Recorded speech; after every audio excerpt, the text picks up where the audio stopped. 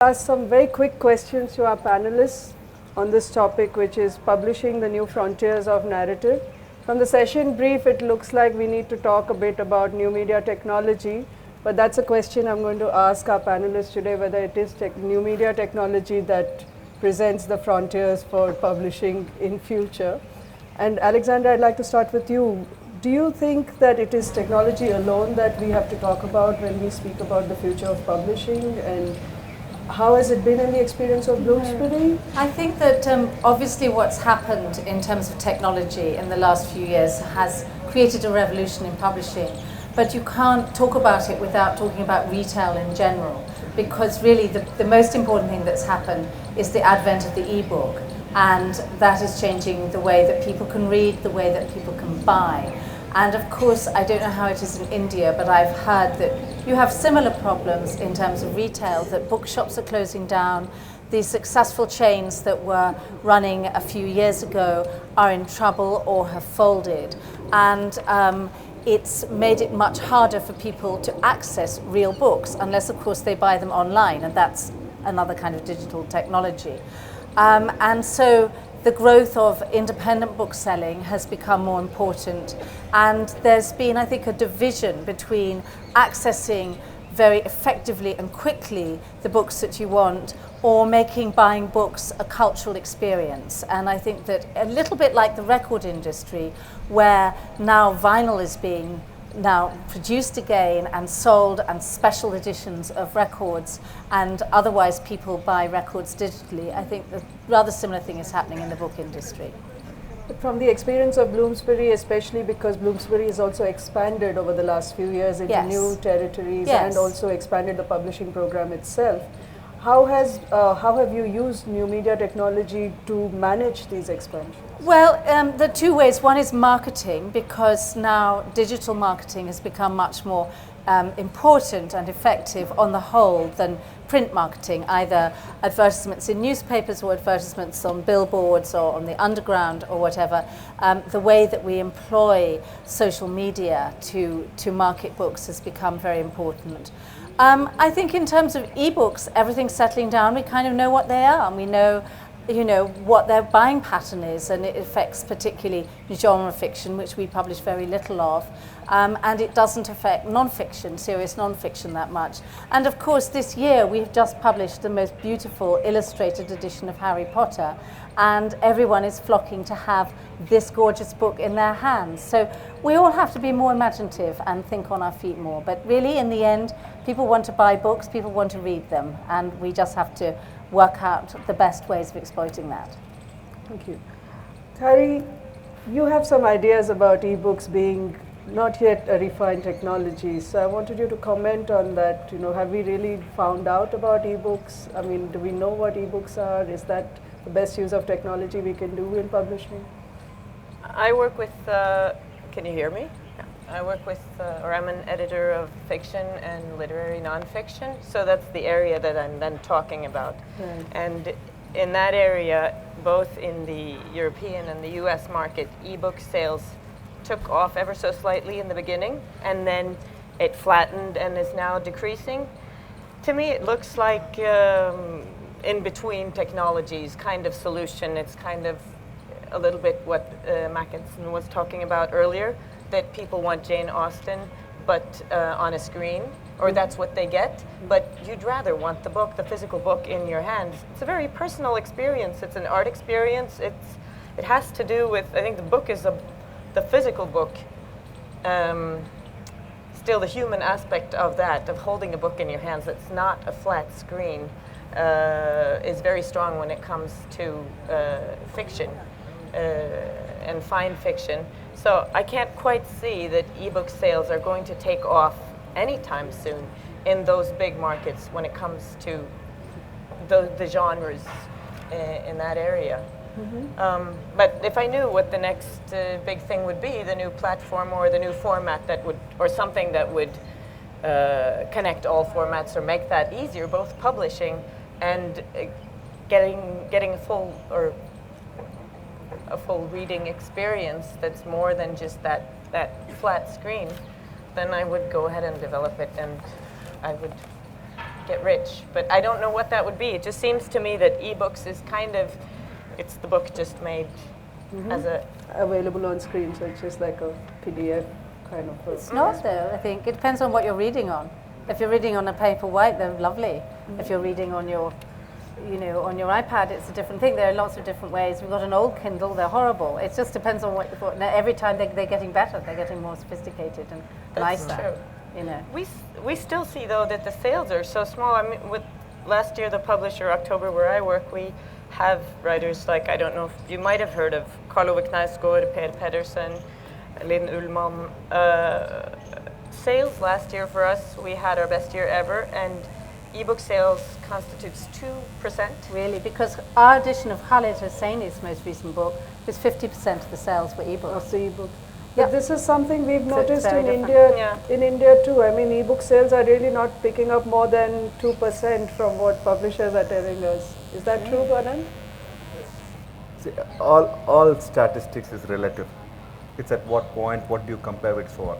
I think what we're all essentially grappling with is that we know as publishers, while we are able to create just fantastic content, whether it's children's or adult or literary or illustrated or illustrating children's or adult or whatever, content creation and the ability to convert imagination to paper or print has never been a challenge. I think we're all very good at it. What we don't know yet and are grappling with is the advent of technology. What does our consumer want to do? What's our reader wanting to do? What are his time constraints? Is he distracted? Typically, a normal ebook like the Khaled Hosseini case is illustrative, that it's the same reader who used to buy in print, who's format agnostic, and therefore has also started to buy e. The ebook itself might have brought in a percentage of brand new readers to Khaled Hosseini, but by and large, it will be the Khaled Hosseini fan that's possibly buying the ebook as well. As we're also saying, it's the bestsellers that also show up on an ebook bestseller chart. Very rarely would we see a complete non-entity take over the e-market. So A, you have a person who's a reader. B, he's obviously technology friendly, so there's an opportunity for him to consume E. C, economics plays a part. So the device or the format or the add-ons that we add are restricted by what dominant technology partners like a Kindle or Apple pretty much devise what you can do with your e. Because they tell you this will work or this will not work. Apple will tell you that if your app does not fit our standards, I'm not going to publish it for you. So we are still defined by these two. Unlike in the print world where you walk into the children's section of a very good bookstore, you're just astounded by how much there is yet to discover. That is, so the new frontier there is, the challenge on the new frontier is for as publishers, our ability to grow discoverability, to let parents and children and adults actually discover maybe even R.K. Narayan for the first time. People in India still discover Enid Blyton for the first time. So there is that, and then on the top of it saying, okay, we ate muffins, we ate donuts, now I want a cronut. So, well, the cronut might be all popular, we still have to make enough people discover books and reading and then use technology. But the norm is very simple. As the amount of places you can discover something and create word of mouth increases, the responsibility for a publisher would be that our authors are discovered by anybody from anywhere using any device. So we bridge the word of mouth gap, because 90% we buy on recommendation, either by the seller or the people we live with or our friends or family. And technology, because it's a connected world, will let you do that very, very quickly. The channels of marketing and distribution and word of mouth are now so much more complex than they used to be too. So that's really all a revolution. All it takes is a post or a tweet. It takes a microsecond to do. And then its ability to become viral and reach 1 million people. And the responsibility of publishers to make sure they can actually go find the book when they want to buy it. Because we don't know whether they're going to order an e, or are they in an airport at the same time, or they're in a bookstore at the same time and to be able to buy it. There's still a gap that we are struggling to fill, I think. We are now able to reach a lot more people than we can sell books to them to. Because the overall numbers haven't increased, at least from India's perspective. Some authors fail to grow past the 500,000 mark. The 20 million potential readers, all of whom have a phone, billions of have a phone. So what makes them not read, that's a new frontier.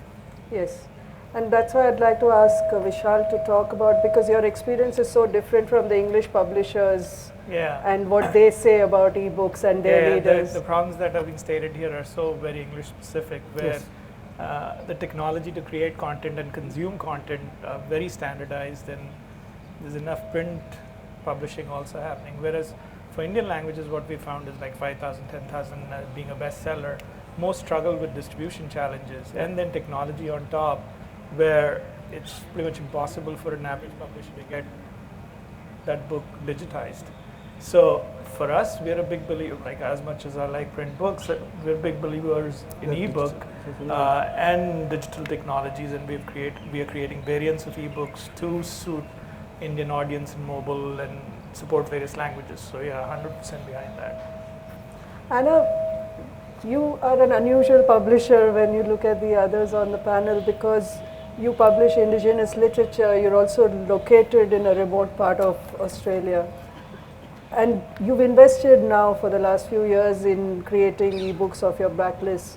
So do you see technology as something that kind of brings you closer to end that remoteness that you feel, or is it also to keep up with the rest of the world in terms of investing in technology and innovation as everyone else is doing? Does it really have an impact among your readership in Australia to create these resources?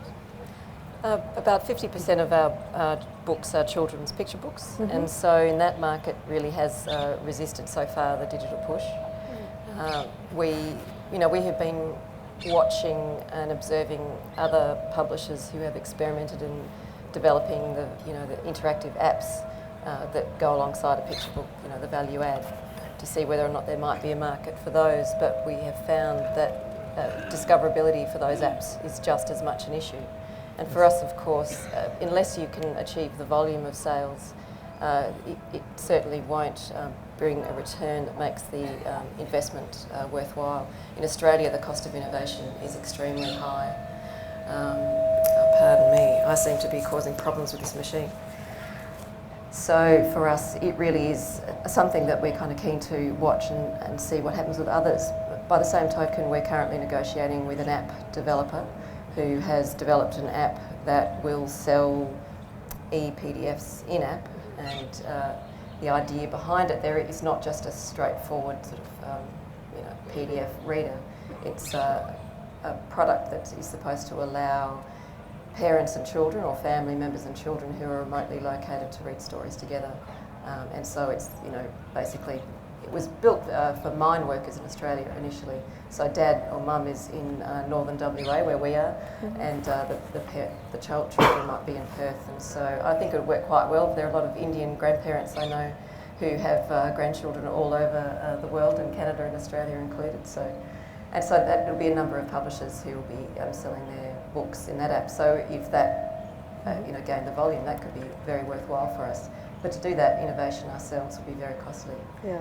But we do see that the e-books are an absolute necessity, and we'll continue to produce all of our books in e-book format. And the distribution is difficult. Our distributor who distributes our hardcover books or hard copy books also does our e-distribution, and I'm wanting to review it, and I asked for the contract, all the contracts, and she said, "Are you sure?" And I said, "Yes." And she said, "Are you sure?" I said, "Yes, I want to see the contracts." And when I arrived in the mail, it was this much paper, and I have to confess I haven't read it yet. So yes, it is complex, and I think really for us it's, but the digital side of things has made things much easier for us in terms of marketing. And interestingly, we're finding we're getting much better reviews and links back to our website and social media through bloggers now. So without doubt, our remote location is not an issue because of new media. Nice. Kari, do you think that we know our readers well enough going forward as a publishing industry? Do publishers need to invest in knowing their readers better, or in innovating technology more, or is that like? Both, I'm sure.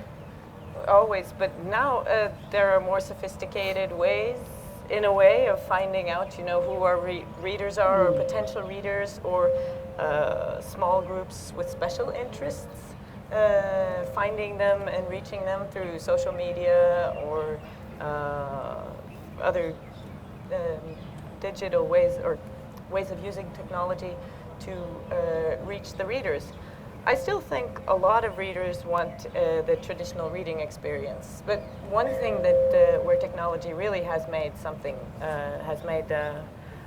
progress, I think, is with the audiobook, where when you buy the audiobook, you can listen to it in your car and on your plug-in your device, and then you go into your home, and later in the day when you're home you might not want to listen to the audiobook, but you can pick it up it picks up in the exactly same place, and you can read on your pad, and you can kind of switch between the two, which is a very good solution, I think. And I think the audiobook will always be something that will be alive, and something that will always have a potential to reach many readers, because you have that voice that's giving it to you.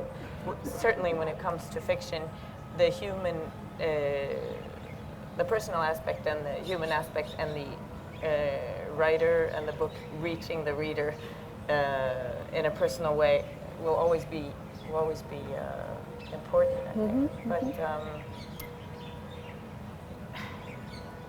I know when it comes to technology, our experience is that so far we find we get mostly what we get out of it has to do with marketing, and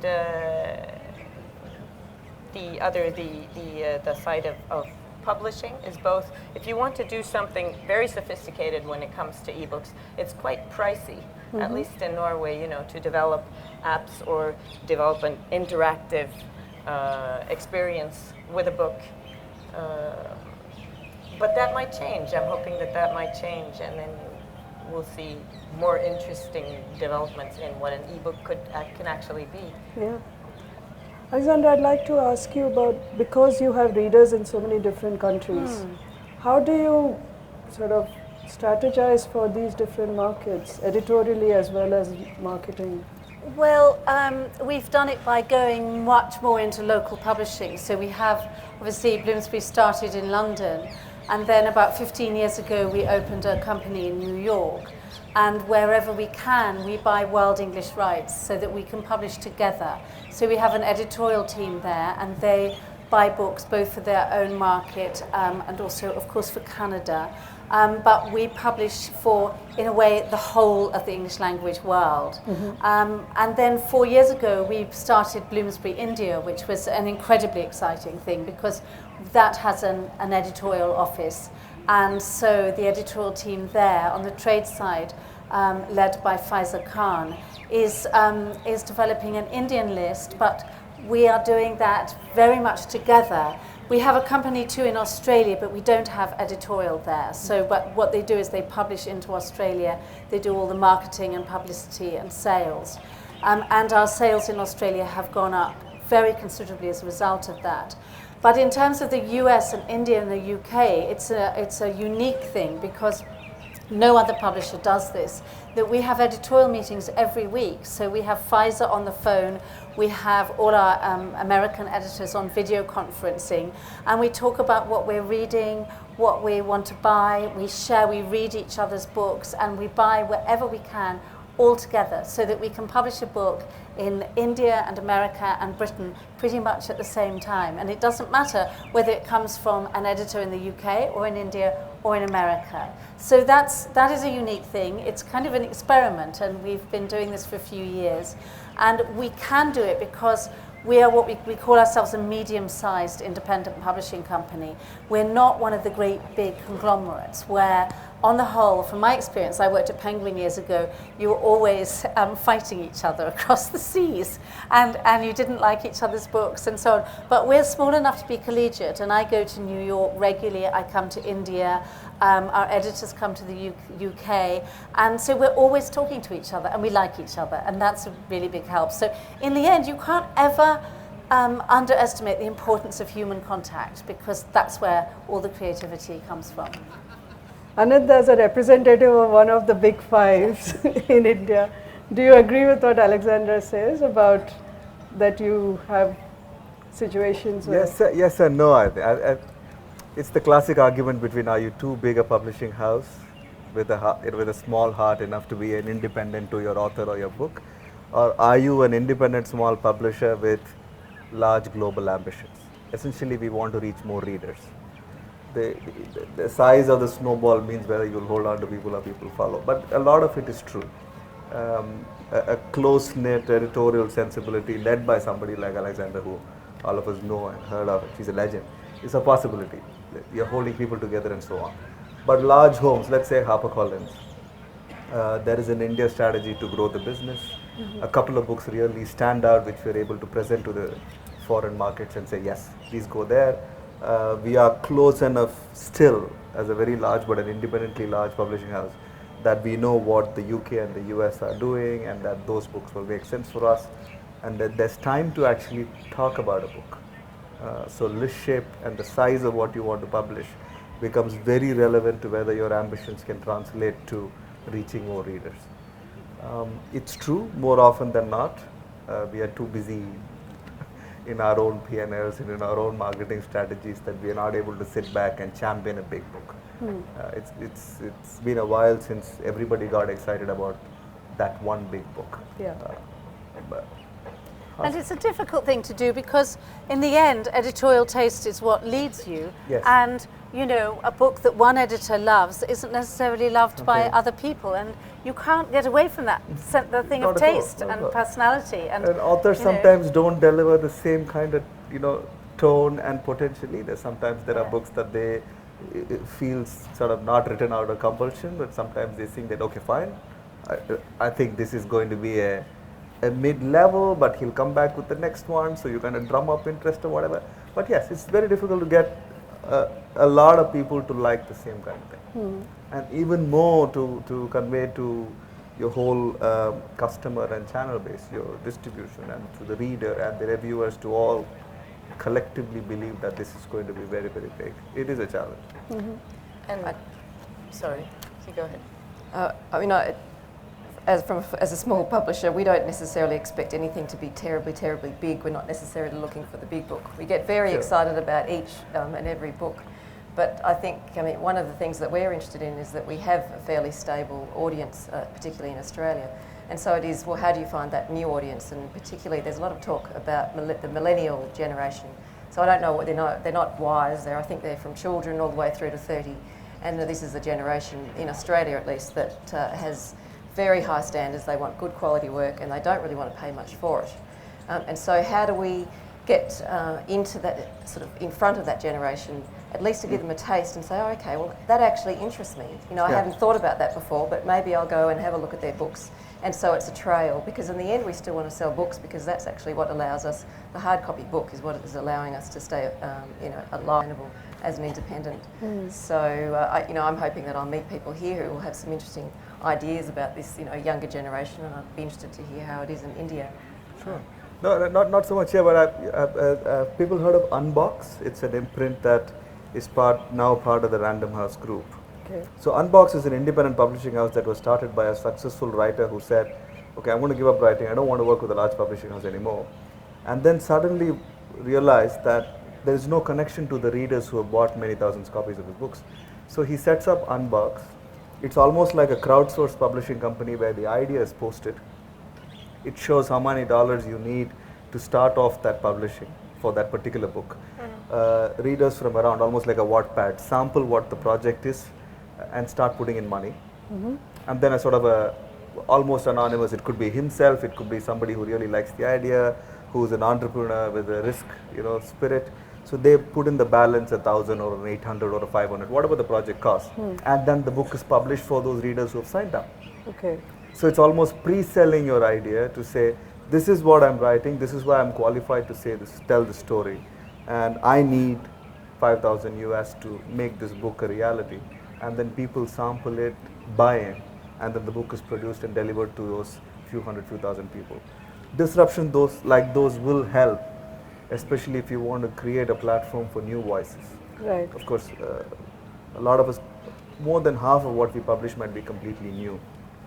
But to sort of circle back to the new frontier question, there are various ways in which I think we should think about and exploit what the digital medium can offer. So Indians in Auckland, and there are many of them.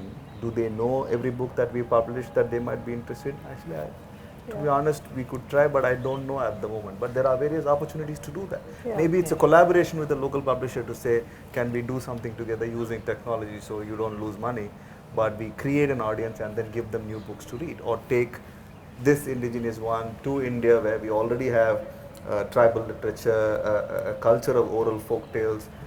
So the philosophy is the same, but maybe the language and the illustrations are different. But we haven't collaborated or exploited that collaboration. Yeah, absolutely. And do you think that sometimes we hold on as publishers to the idea of the book too much? I mean, in a sense, we're peddlers and the custodians of stories, and so how those stories are communicated, maybe we do need to open ourselves out of the box to, as long as we can stay financially viable.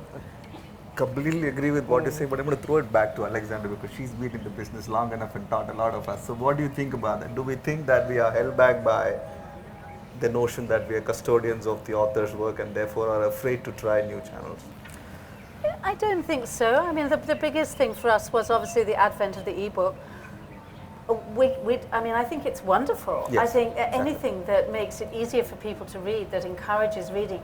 I don't mind how people read. They can read on a leaf, they can read, on a screen, they can Absolutely. read, any which way. It's the words that matter, it's the stories, it's the language, it's not how you read. Totally. And the joy of ebooks is that my husband and I went on holiday in Goa 2 years ago, and we read the first of Elizabeth Jane Howard's Cazalet Chronicles, passionately wanted the rest. We were in a tent, but there was a little bit of Wi-Fi like that, and we could stand there, we could buy the whole series.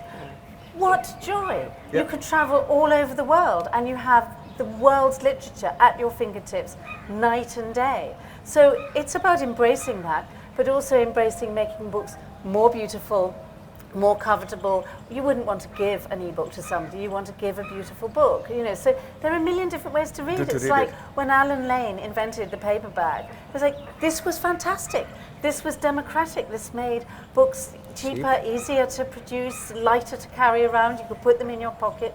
We didn't say, oh, it's the death of the hardback, it's so tragic. It's like, you bring it on, let's have as many ways. Situation. It's not. There are so many things. In fact, I know a lot of people who will read the ebook and then they'll buy the book because they want to own it. But frankly, when you get to my age, you've got too many books. I live on a boat, so I've got no space left for all the books. And my eyesight's getting worse and worse. And an ebook you can make as big as you like. You don't have to have your glasses with you all the time. It's like, we love them, people my age, I think it's much more the older people who love ebooks than young people, because people in their 20s, when they read books, it's an exhibition of their personality, and they can't afford to buy beautiful pictures or furniture or something. Books are what furnishes their rooms. Books are how they exhibit who they are. So my son, who's in his 20s, wouldn't dream of reading an ebook. He buys them, and he takes them with him. And he likes to be seen with them because it's like who you are. So I think oddly, the ebook has been more exciting for people, in their 50s and 60s and 70s. And I think it's been very inspirational also to young people in the sense that both they use it, plus you see the emergence of so many small new publishers, and some of them last and some of them won't. But I know in the US and in Norway at least, and I'm sure in many other countries too, that it's easy to set up publishing, and it's creating something that's you can do it as the ebook, but also as that covetable physical thing that you want to buy. They don't exclude one another. It just makes it richer, and I'm sure we get more readers from it. Yeah. Most definitely. Yeah. I'd like to bring Vishal into this discussion because he has this sort of wealth of experience dealing with different language publishers in India, and it's been slower. They're coming into the transition of print to electronic books. Yeah. So what do you think are the challenges there? Like one is the font issue, which Anjali was pointing to earlier. But what are the other things that we need to be doing to make this transition faster for publishers? So for Indian literature or literature that's coming online or digital, for the first time, the use is also coming online for the first time. So the evolution for an Indian reader that is going digital is way behind how when you compare it to something like English. And the challenge is not just the medium, like they've not consumed ebook ever. They've not seen it digital. So giving them a positive experience there, as well as they don't know if they should pay for it. So we are experimenting both with the format in terms of how we present content. We've tried chapter-wise billing. We're selling individual articles for magazines, for example. All of these things, all these experiments have worked for us, but we are trying quite a lot of things to make all this work. And the same thing is applicable for pricing as well. And we don't know what the right price is right now for an Indian consumer. So when we work with publishers in India, and Vinutha said 19,000 publishers, a lot of these publishers do not know where they stand. Like when they want to reach out, they struggle with distribution, they struggle with pricing. And we being a technology company, we are more like we want to experiment more, and it's not always as easy for the publisher who's worked hard to get this book on. So I think we're all learning this together. I am very bullish about it. But I think one of the challenges you face from my observations of working with Indian language publishers is that there are issues of rights and who the rights holders are and how much they can really bring into electronic format on their own. Even understanding what it can do for them, that itself is a barrier, because there is no understanding of the technology itself and what it could. Absolutely right. So so we're facing all of that, and it's not as mature as English is, and rights is a problem. Digitizing it is a problem. A lot of cases, so digitizing actually is a big problem. In a lot of cases, we get handwritten books that we digitize. So we've built technology for that as well. And then of course, when we do get it online, then what's the best way to promote it? We struggle with other channels, like we don't know what books to digitize because some of this literature just hasn't come online, and we don't know which publisher to pick up first. And on the other side, the user doesn't know, even though they want to read, they don't know which book to go and read first, because how do you promote the right book? So discoverability is a big problem. challenge. Yeah, it's a big right? challenge on both sides. Across Just board. even knowing even as early as late last year, ebook sales reports would have a returns.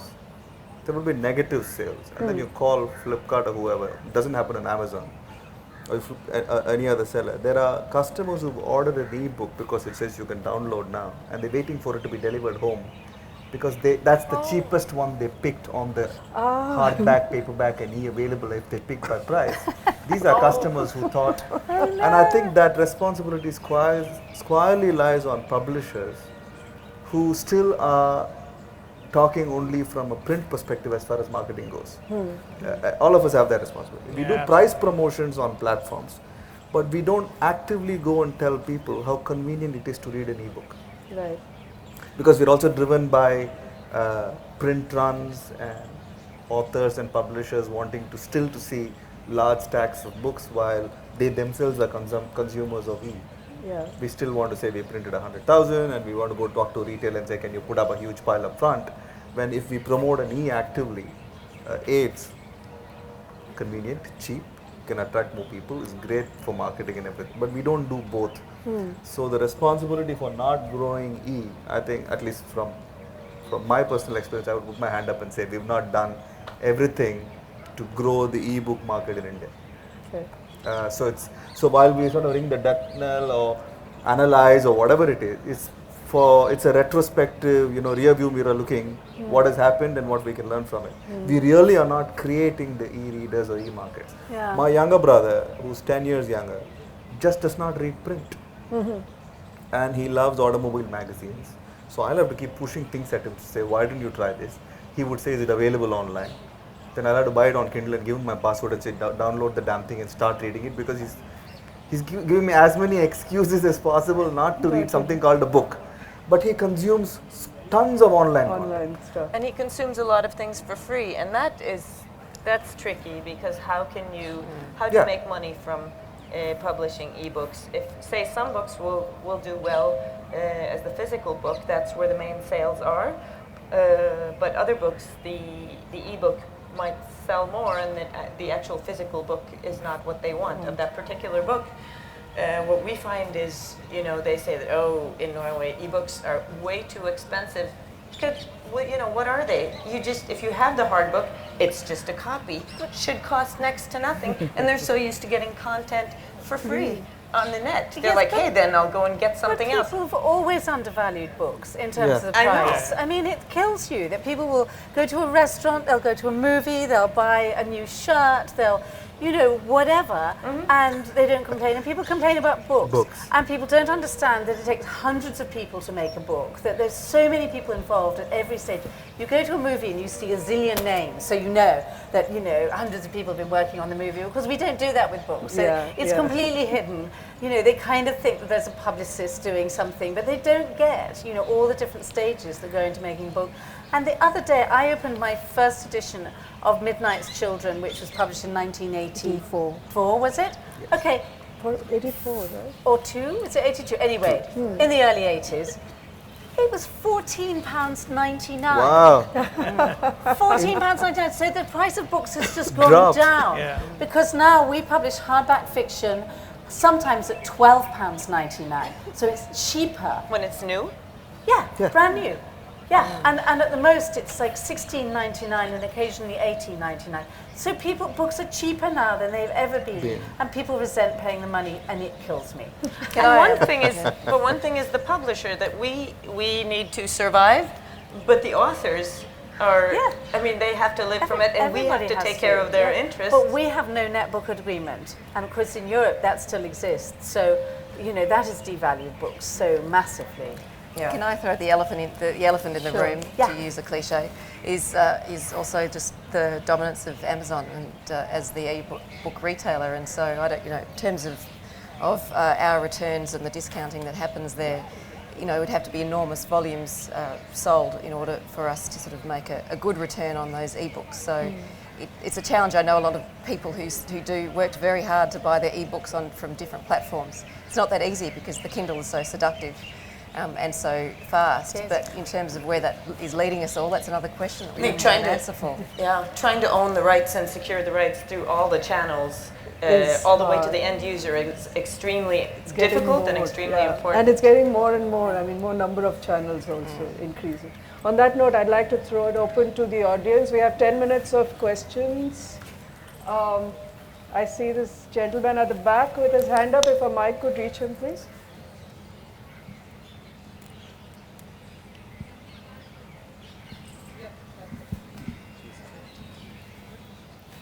Oh, me, sorry. I'm just wondering from the panel what your thoughts are, about some of the new players and projects like Google with editions of Play and Samsung, who are directly commissioning writers to create literary content for their platforms, and how that's going to disrupt traditional publishing. And I know both of those projects will be, I think, released in 2016. Who wants to take that? Ananth, would you like to handle? No, go for it. I mean, because Google and Samsung are both trying to attract and create platforms for authors to come on. So she was just... Okay, we've always had competition. Traditional publishing has always had competition. It's not just the format of publishing as much as actually it's the reader's time that we are competing against with as well. So at the moment in India, knowing what we know of statistics is that we are losing customers to YouTube and Facebook and just mindless online surfing when they could be reading a book. So if Google or Samsung, even if they sign up authors themselves, can grow the overall pie of readers in our geography, they will all end up finding one of the books that we published because of word of mouth. So any technology or disruption that can grow the number of people who read is very welcome. As in, a lot of people who travel in domestic in Indigo would know, for example, and is the most innovative and smartest disruption I've seen. They sell a juice by a company called Paper Boat. Now, Paper Boat has short stories for readers who read shampoo labels when you're sitting on the pot because you're a reader. if you flip the paperboard juice, you will read a short story about two brothers. It even has something at the bottom which says, "Oh, you've discovered me." So anything that can get people to move from reading a sentence to, picking a magazine article to asking for an e-single and then going to a full book and not thinking about I like short content or long content or all of that. It's either entertaining or it's boring. So it doesn't matter what device, what technology or what format in print or not. So it's welcome that people grow the market from my perspective. I agree with you, but I would be worried about the contract for the writers. Technicality. Because often, you're right. yeah, but because often they come with, I know Amazon, that must have been 2 years ago, maybe they're still doing it. They were trying to secure, well, when they went into publishing, big time, they were trying to snatch translators to work for them. And in that contract,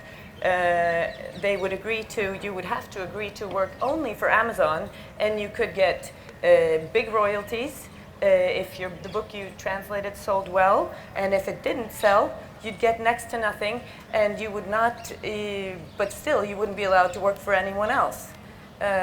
So that's the side I would be worried about, both for writers and for translators and people who create things. But the competition in the way you describe sounds like good competition. Yes. Could you just, I was wondering about the challenges posed by the visual content and the new mediums of storytelling. Virtual reality is now a reality. So I was wondering if reading would be outmoded in coming times. Alexandra, what do you think? Well, do you remember there was a thing called the CD-ROM? Probably none of you know. There was CD-ROM. It was like, oh, it's going to change everything. Reading's never going to be the same again. It died a death. And I think the whole thing about interactive ebooks and going into reading and having bits of film and so on, fine for education, like the wonderful Shakespeare apps and so on. But you know what the point is? That you want to read. You don't want to look at stuff. You don't want to listen to stuff. You want to read and imagine in your head. That's the point of reading. So people will play around. It's a bit like seeing, 3D films. At the beginning, it's like, oh my God, how exciting. And it gets so boring so fast. I think the greatest competition at the moment is the competition from these incredible mini-series that television does that are so good and they give you so much joy that a 19th century novel gives you. After week after week after week, something like Sopranos, incredible storytelling, amazing characters. I think those provide more what you want from a novel than something that you can play around with that's got the visuals in. Doesn't do it. I don't think so. And they are our competition because they're taking, I know all those who are addicted, who have been moaning that they're not reading books in the evening, they're watching hours and hours exactly. of I think that is serious competition. But Vishal, what do you think? Because techies always love to sort of promote No, I these. am with her there. Like some of these mediums don't come well together. Yeah, I agree with that. Like the rich multimedia. I don't know. I've been wrong before, but reading's reading, and I'm an avid reader myself. I like reading, and I don't want distraction at that time. I listen to a lot of audio as well, and the same thing is true there. So People's attention span is getting shorter because of our new habits with technology, and maybe that's true for young people. It's hard to tell, though. I don't think but so. I think you will always want that an oasis in your busy life where you put your devices, except your tablet if you're reading on it, you put everything else aside, and you can read that novel about that I that is personal, and you can have that. There's silence around it, and there's that one experience where you lose track of everything else around you. And I think humans will always look for that. Not everyone, but many people will always look for that. I think it could be cultural too, don't you think, Anand? Like in India, we sort of use devices which are more multifunctional. We don't really invest in a device that will just do one thing for us. Economics, yes. Yeah, he's wearing a watch that very soon even talk to him. And I think we'll come to a point where you'll have a microchip that does it in your brain already, and you don't have to click anything. But I completely agree with the mini series and all of that. Yeah. But it is the power of that storytelling. You take Game of Thrones or anything you watch. There is a writer at the back And of it. there's always been that, from the oral tradition To right now. you know, the song through to the beginning of poetry, through to the development of linear narrative. You know, it's developed and changed and become richer, but people have always wanted stories, and they always Exactly. will. And if the imagination is vast enough, it'll automatically Harry Potter. Yeah. It's available in every known format that anybody would wants to consume it. From a merchandise to a lapel pin to the movie to Pottermore to you name it. But because it had that power as a story itself, that just completely breaks all barriers of technology or anything we know about how we consume our stuff. Game of Thrones. And there are great examples like that. Sure. Any more questions from the audience? There's. Okay. I can't. Is there anyone on this side? Okay, I'll just come back to you. Quick question.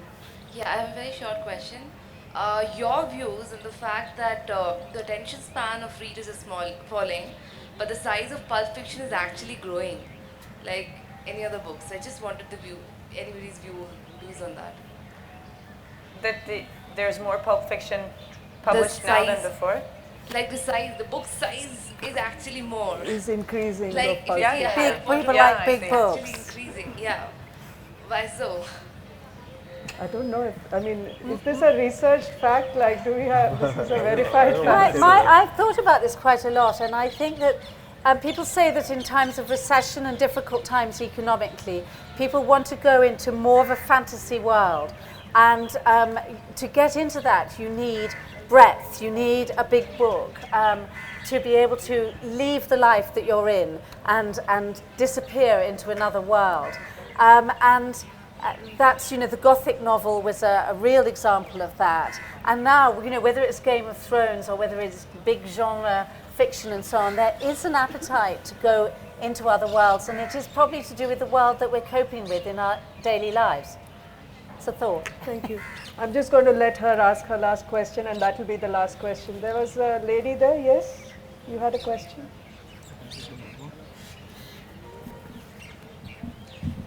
Hello everyone.